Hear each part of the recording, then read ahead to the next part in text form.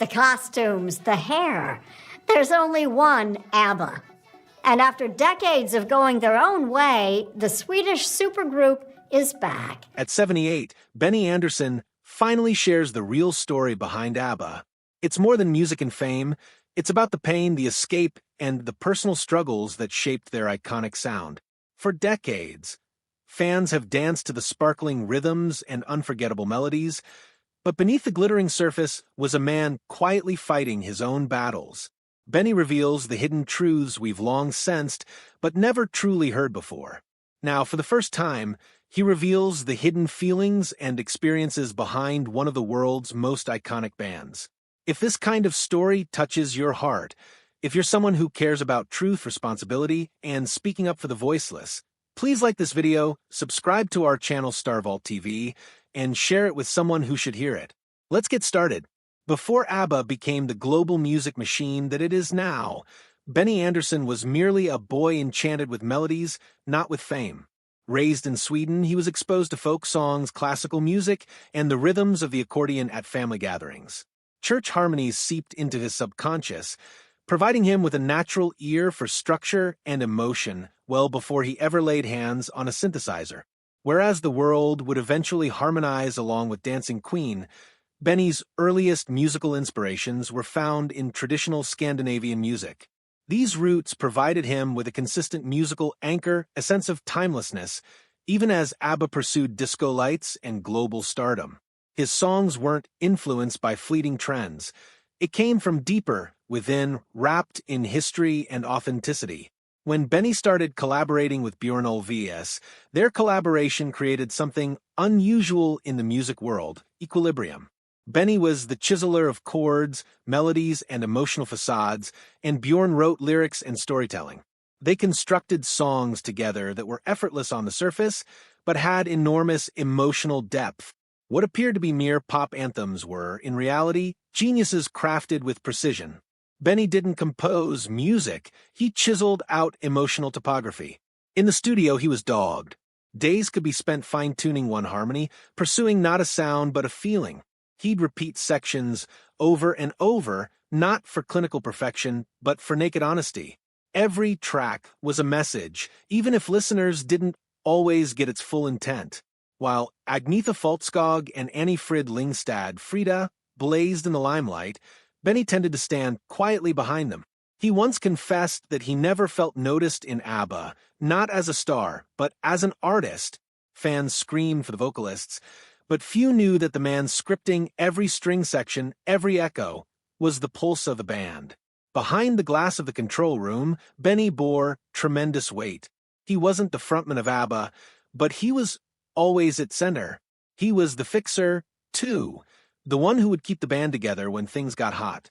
He handled not only the music, but the feelings behind it, ironing out disagreements in a band that was always stretched to the limit. That job ground him down slowly. Being the group's glue was an unspoken load he hardly ever owned. Most fans don't know how much Benny contributed to ABBA's sound. Without Benny, the songs would have been bright, but empty. His chord progressions provided the shadows underneath the sunshine, incorporating sadness into happy melodies. Even the happiest ABBA hits had a melancholy undertone to them, and that was Benny's contribution. He gave the music substance without insisting on credit. He was also not afraid of technology. Whereas other groups played it safe, Benny adopted early synthesizers, multi-track layering, and studio tricks. He composed soundscapes that were cinematic in ambition, rendering ABBA's discography ageless. Silence itself was one of his instruments. Benny understood when to recess, when to allow a melody to breathe. That restraint gave the songs more humanity, establishing trust with listeners who were led through peaks and troughs. In subsequent interviews, Benny confessed a deep truth. He employed music to sift through emotions that he could not articulate in life. While his bandmates tended to tackle emotions head-on, Benny hid behind melodies. For him, the piano was a voice, one that enabled him to speak the unutterable. This alters the way we perceive ABBA's music. Beneath the veneer of perfection lay a man who was not aloof because he did not care. He was aloof because music was safer than exposure. Each of his songs was a creation and an escape, a means by which he kept himself together as life tore him apart. In retrospect, Benny admits he didn't pursue fame. He pursued the sense of a flawless note, the crisp finish of a chord. Even while ABBA took over the world, he repeatedly felt like a stranger within machine. Booze did not quite make up for it, but the music did. Benny's private life was also defined by music. His romance with Frida started in the studio, not candlelight and roses. Late nights at work dissolved boundaries between collaboration and closeness, and before long, melodies held meanings that words could not express. Their relationship was founded on acknowledgement and comfort in sound. But their differences soon emerged. Frida was passionate, emotionally expressive, and hot-tempered. Benny was introverted, expressing emotions in music, not words. What sustained their music threatened to destroy their relationship. Their relationship was anchored in unhealed trauma. Frida, having experienced abandonment early in life, ached for emotional presence. Benny, conditioned from an early age to bottle things in, used silence and chords rather than words. They communicated with each other through lyrics, and rather than healing, it made them further apart. Those songs, The Winner Takes It All, and One of Us, were not merely pop ballads but disguised confessions. Benny confessed later that he wrote such songs not to end agony, but to spare himself the direct encounter. Frida lived each lyric she performed, bearing the burden of heartache in her voice. The disparity between Benny's emotional detachment and Frida's brutal vulnerability finally shattered their foundation. He later admitted, "I gave my best lines to songs, not to the people who needed to hear them." That chilling confession recontextualizes their story. Benny wasn't mean, he was scared. Scared of being openly himself, scared of being vulnerable. Music was his armor, but it came at the expense of intimacy. The fans would always conjecture about rivalry between Agnetha and Frida, but the actual silent battle was Benny's. He was not fighting his band members, he was fighting perception. The world loved the women of ABBA, their beauty, their voices, their fashion sense.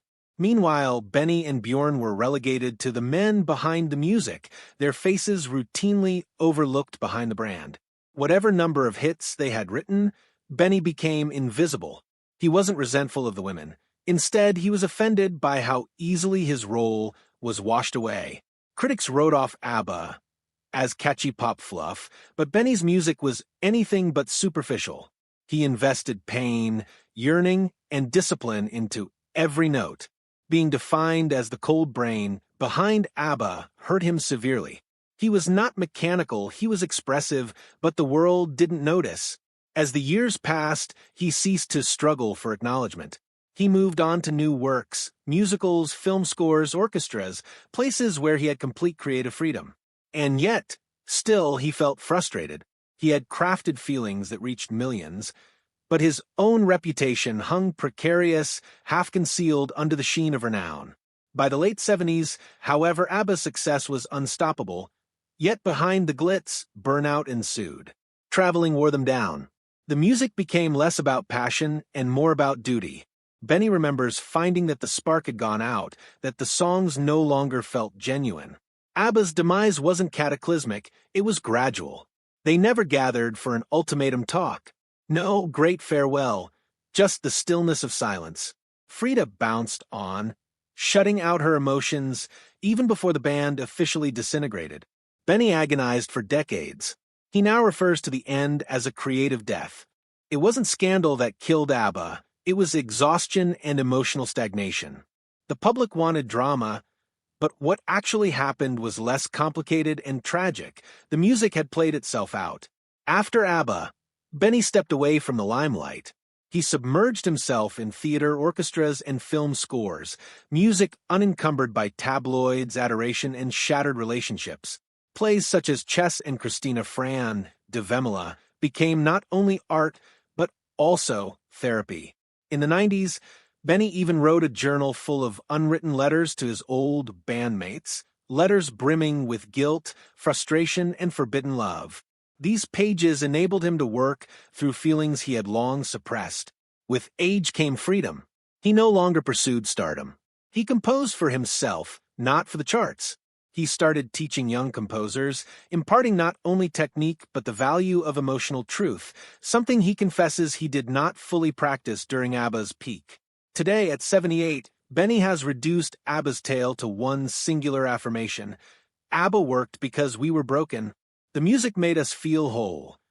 This reality recontextualizes the band's whole history. ABBA was not a fairy tale, but survival, for vulnerable individuals held together by song. Their songs were not constructed on imperfection, but on hurt and the desperate desire to escape. Benny confesses the stage smiles were genuine, but they were also disguises.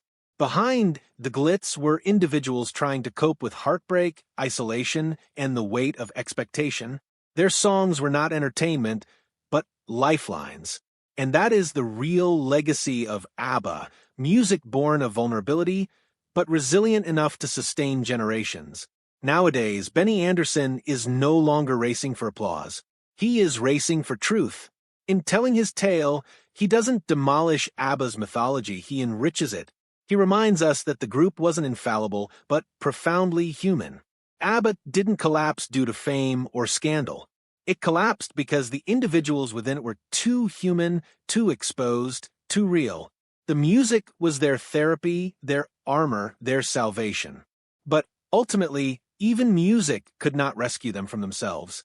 What is left behind, though, is eternal. ABBA's music remains, bearing within it the whispers of Benny's silent struggles, his buried feelings, and his unspoken truth. For the first time ever, we are finally hearing the complete tale, not only the harmony but the humanity that lies behind it.